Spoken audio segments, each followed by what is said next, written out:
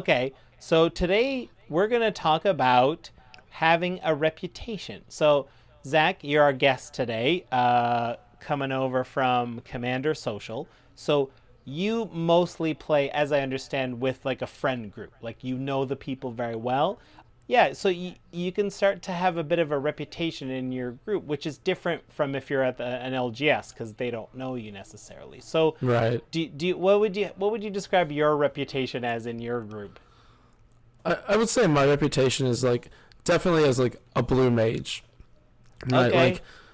Like I definitely do a bit of dirtling, and all my decks always require some sort of like setup for some sort of like convoluted combo of some sort. But the interesting thing about those is I rarely run tutors, right? So I have to get it by way of just drawing it. So all of my decks have all this built-in card draw, and there are some games where I end up not doing anything because I'm trying to set up. So people definitely notice that. I'm definitely known for playing Cyclonic Rift a lot, and lately it's been Omniscience. That's been a big one. Yeah, that's a big combo card. Yep. So I definitely like just dumping my hand on the table and being like, "What? I win."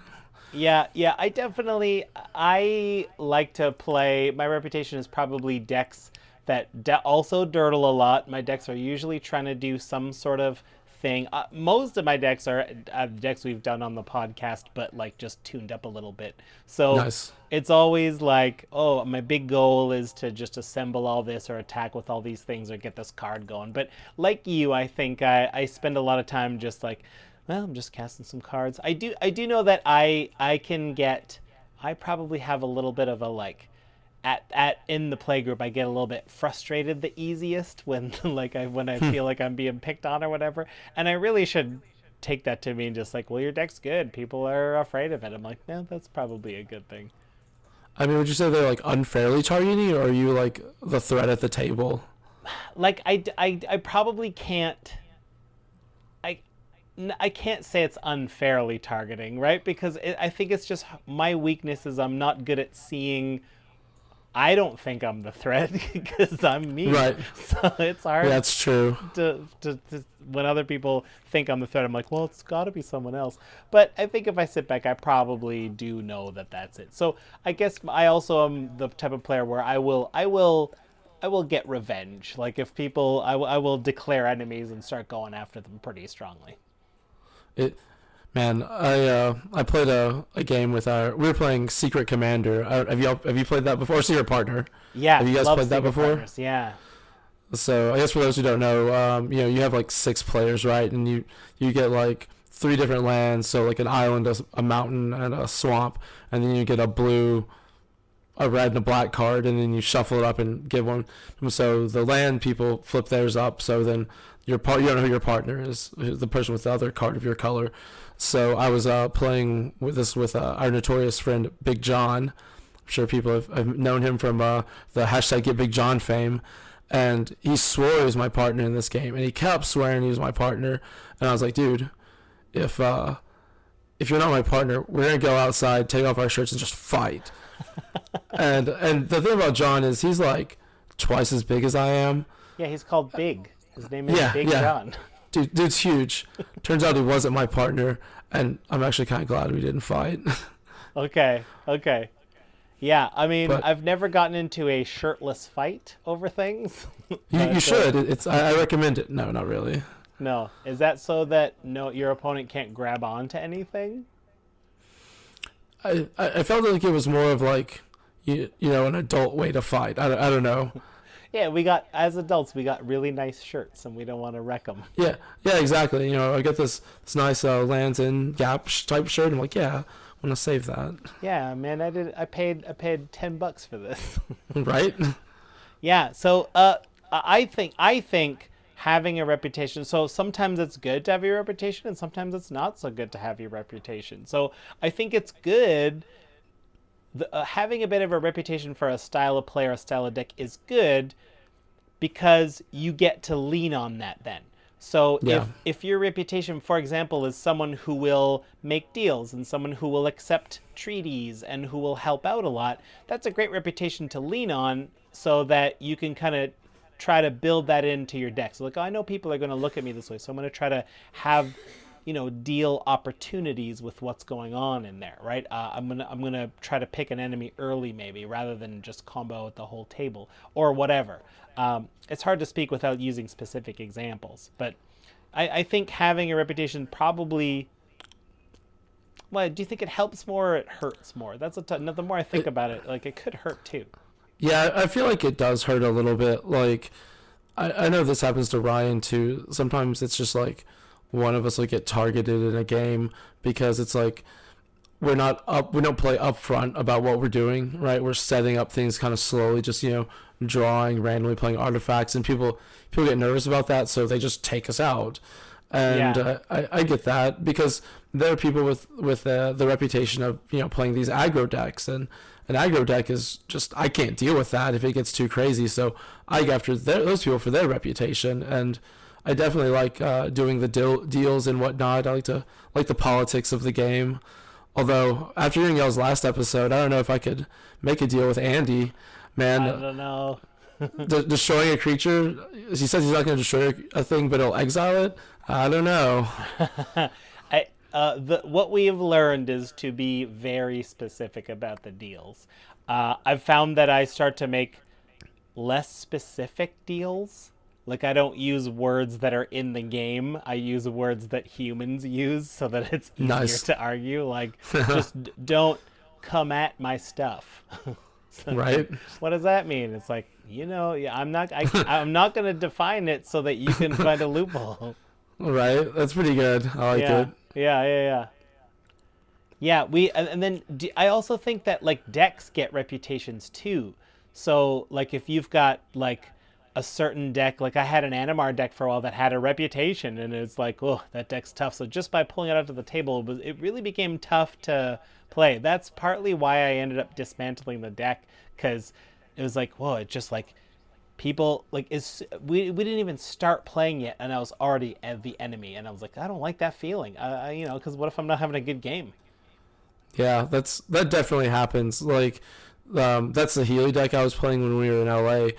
That deck definitely got a pretty bad rep, and people would see her come down, just immediately kill her because I'm gonna ramp like crazy, and that couldn't be allowed. Yeah, Sahili does that, doesn't she? Yep. Yeah. So do you think it's worth, like, if you have a reputation, let's talk about how you can change your reputation. So maybe let's start in the small version. Like, if you got a deck, let's take your Sahili deck. Could you try a new commander? And I guess it wouldn't be the same deck, though. Yeah, for that. So I haven't decided if I'm going to take it apart completely or not. I definitely pulled out a bunch of things, some of the more aggressive things out of that deck for my Tezzeret deck. So I'm thinking about trying to build it kind of in a more fun way, right? Maybe instead of ramping into just really broken, stupid things, just into like just dumb stuff like huge creatures or something like that.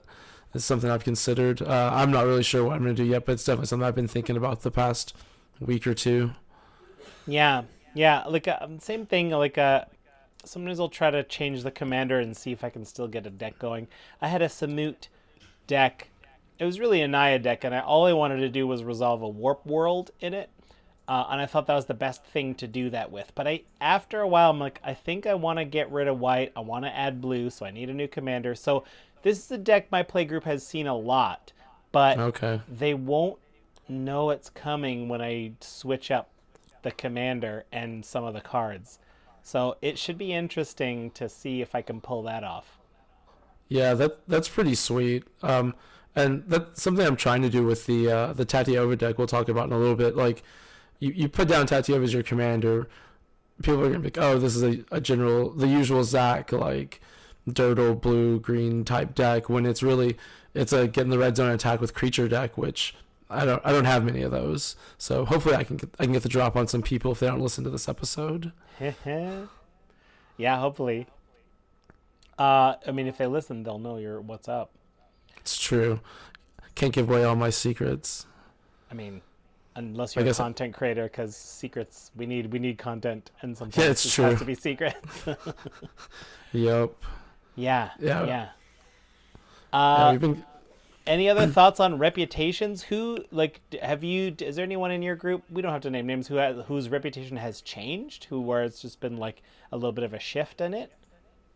Hmm. I'll start. I can start on that comment. We've had a like we love to get new players out in our meta. Uh, other pals we work with or something who like there's like a short list of people who keep telling us they're like, oh, I'm interested in playing, but I just don't think I don't know how to play, and I don't have the cards or whatever. And we're like, listen, we're good teachers. We'll teach you. Just get on in. So as it goes, like people who haven't played for a long time, they come back and they'll like join our little group. And you know, I guess maybe one of our group members. I don't want to say who, just in case that person doesn't want to, you know, have this said about them. But like, there was a while where their decks were not that great, but now their decks are very good. And like, I think he's still getting in on that reputation of like, oh, his decks are not super strong right now. But that is changing, so he is currently benefiting from having the reputation of being a bit new. That's pretty cool. I always like seeing like newer players like come up and get better. As Yeah. far as our play group though, like we've had a couple of new players. They generally still feel like they're in the new player zone. All the old school players like we've all been playing since like 93, 94 or whatever, Wow. and like everyone's just kind of set in their ways. So no one's really changed that much as far as like the kind of decks they play or their styles or anything. Yeah. But it's fun. We have a variety of different styles. Yeah. That's great. I mean, that's what makes this game great. Without all of those different styles, it would be all just control magics, I guess. Yeah, Control like magic. I definitely like that because, like you said, otherwise it gets so homogenous, right? Like everyone's just doing the same thing, and like that's why I love like going to events or going to like the game store and just like seeing new decks that people have come up with. I'm just like I never would have thought of that. I know it's the best. And I see a new deck and I want to play it. And you know, later in this episode, we're going to talk about the deck that you brought, and I'm sure I'm going to want to play that one. Maybe. I mean, we'll see. Next time in Canada, man, I'll let you borrow it. Oh, okay. Will you be in Canada? I don't know. I want to come to Canada. Canada seems real cool. It's like I'm not super big into traveling, but Canada's just one of these places I've always wanted to go to. But then again, I was real into Scott Pilgrim, the comics. Oh man, that's where I live. I live at Scott Pilgrim's city, Toronto. Oh yeah, definitely have to come now. Oh yeah, I could show you where they filmed all the parts. Oh, that would be sweet. Yeah, cool. Well, besides the Toronto trip, any other thoughts on playing with a reputation?